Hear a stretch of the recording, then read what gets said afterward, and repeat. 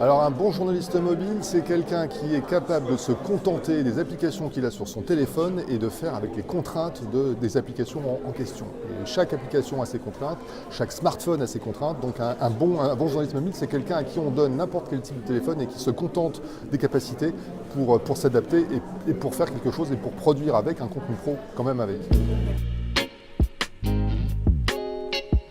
Alors sur un iPhone, j'utilise évidemment Filmic Pro aujourd'hui, qui est devenu l'application de référence.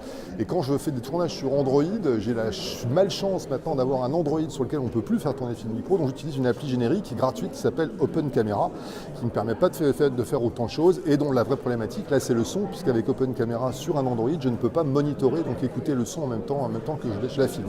Ça, c'est pour le tournage. Et quand je monte sur un iPhone, je monte avec LumaFusion, et quand je monte sur Android, je monte avec KineMaster.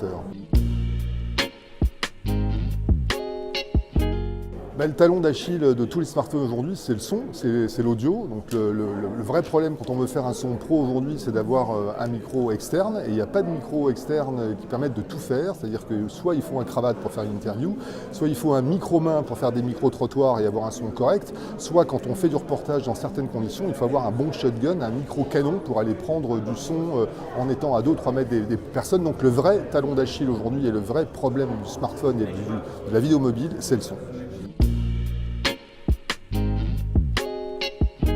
Il n'y a pas photo, c'est évidemment les iPhones et les derniers, toujours le haut de gamme. Donc j'irai pas jusqu'à l'iPhone X qui sort un peu, qui va certainement disparaître, même s'il a un bon capteur et une deuxième optique stabilisée. Le meilleur modèle aujourd'hui, c'est sans doute l'iPhone 8 et le modèle Plus qui a bien sûr les 2 optiques. Voilà, c'est l'iPhone 8 pour moi, l'iPhone 8 Plus.